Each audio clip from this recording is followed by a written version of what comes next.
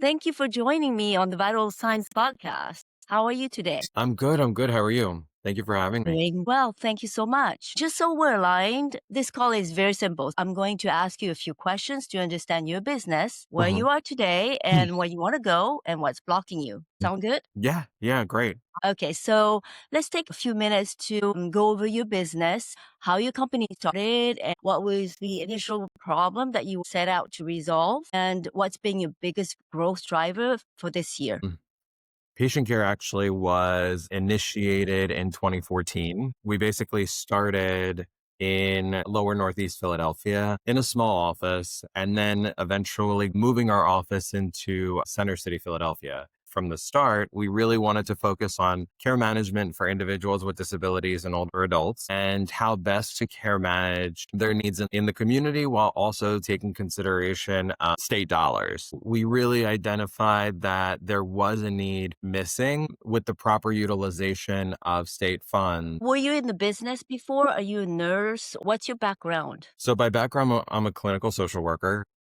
I Awesome. have my master's degree from Temple University and also then went to Temple Medical School with a certificate in gerontology. And then I went into more of the healthcare realm, focusing on elders, individuals with disabilities, more on the macro end. So Mhm. administrative focus. Well, thanks for sharing your quick journey. Actually, my God, I'm going to age myself right now. So, I mean, listen, we all age gracefully, right? I graduated in '08 and then opened patient care coordination in 2014. So we're coming on 12 years. Awesome. Yeah. What do you think is really working well for you right now? I think one of the biggest advantages that we have as a company is that I have the background and the skill in the realm of social work, in the realm of community advocacy. And prior to me getting into care management, also delving into various different sectors of healthcare, both from a macro stance and a micro. I've gained the opportunities to better understand where we needed to lead the company Yeah. and what areas we needed to focus on that in my time in the field weren't really being focused on. What is your biggest challenge right now that you're seeing? Our biggest challenge is really the changes that are happening in relation to healthcare to really ensure that we're aligning ourselves so that way when we encounter that change, we are hitting it head on. I wouldn't say that these challenges are really negatively affecting us, but I think these are very positive challenges that we take on and run with. It only betters the company, betters all of the individuals that compose patient care coordination. It just makes us better every day. Looking ahead, what do you think is your biggest opportunity for the team to work and focus on? As you know, it's a very complex environment. How are you thinking about scaling and adapting your strategies? I like the way that you worded the question. I really think that it's a perfect time of year to really consider that. We are really looking into integrative care, specifically within 2025, and then really scaling that into 2026. I think one of our biggest benefits is ensuring that our participants are aligned and Mhm. ultimately making sure that they really have dual membership. I really want to make sure that participants and members of the health plans are making sure that they're properly aligned to maximize the benefits that they receive and to ultimately minimize the amount of financial burden they're putting on themselves.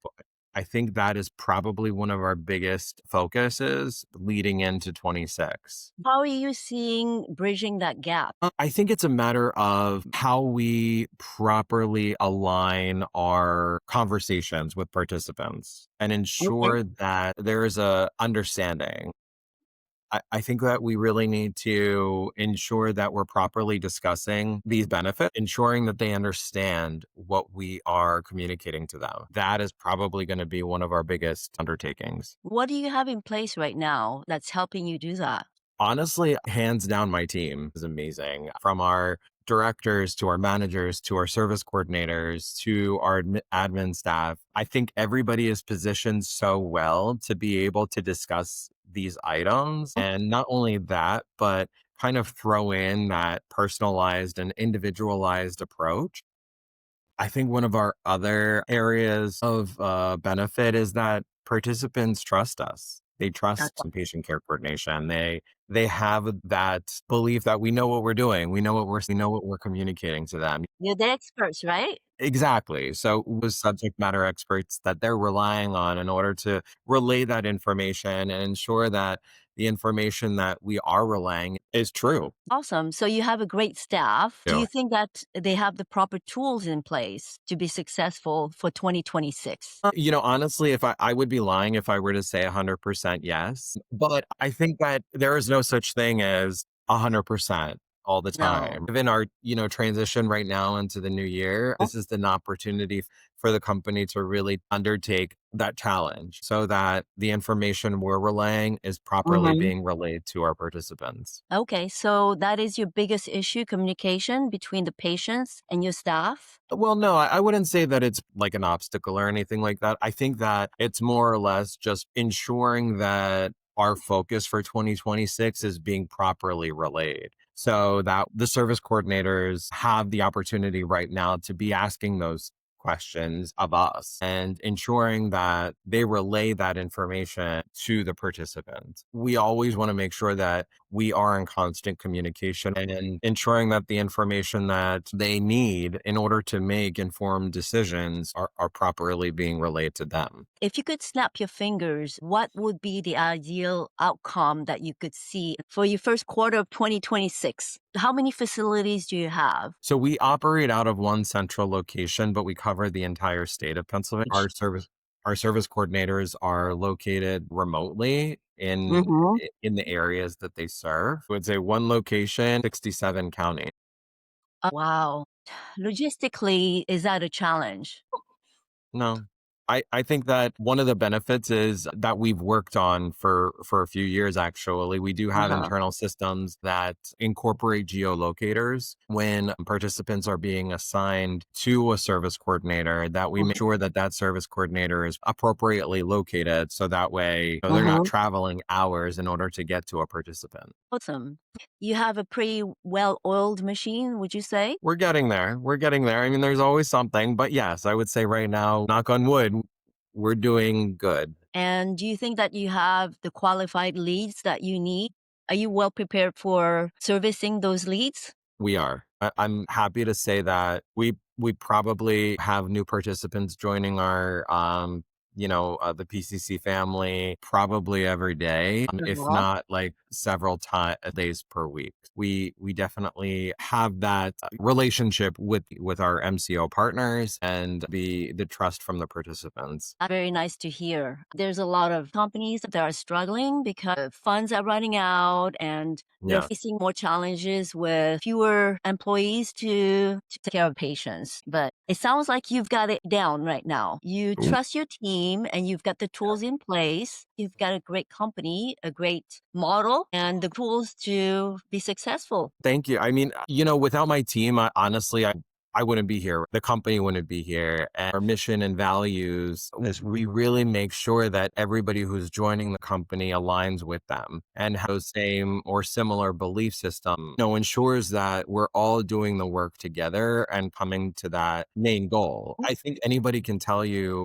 when they're interviewing that main question, why do you want the job or why do you want to be here? Why do you want to join the company?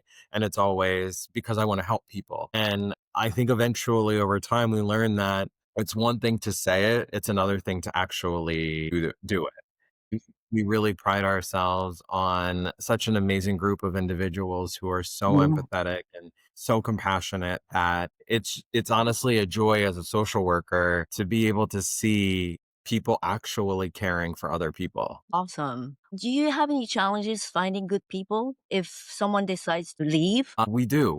It's definitely a huge undertaking. Our HR team is in the depths of all these job searching sites and It's so recruitment. hard. It is every day. Mm, They're going through it. I see all the interviews and um, all the resumes coming through. Honestly, it is a huge undertaking between meeting salary expectations, trying to explain the job properly, um, ensuring that you sift through what's real and what's not. Actually, that is definitely one of our biggest challenges. this is your biggest pain point? to find good Yeah, people and make sure they understand what the commitment is. Because exactly. you're Exactly. looking at long term, hopefully. Yeah, we really want to make sure that we're finding and connecting with individuals that look at this as more of a career as opposed to a job. We want them to be with us. We want them to grow with us. I think that that growth then translates into not only longevity and tenure, but also a genuine compassion for what they do. Absolutely. You have to have the right people in place. How would you like to pivot for 2026 as far as what you could implement better next year? I think that, continuing to delve into more integrative care model, how that looks in a service coordination setting. Integrative care has always been something that, a lot of the managed care organizations and the hospitals and other healthcare facilities focus on. But one of the areas that integrative care has really not made its kind of focus in is service coordination and what we do. I think that's kind of one of the areas that I'm really excited to jump into, identify how we can incorporate it into our current model and current areas of practice, make it another area where we can, at the end of 2026, I can tell you that we were totally successful with it.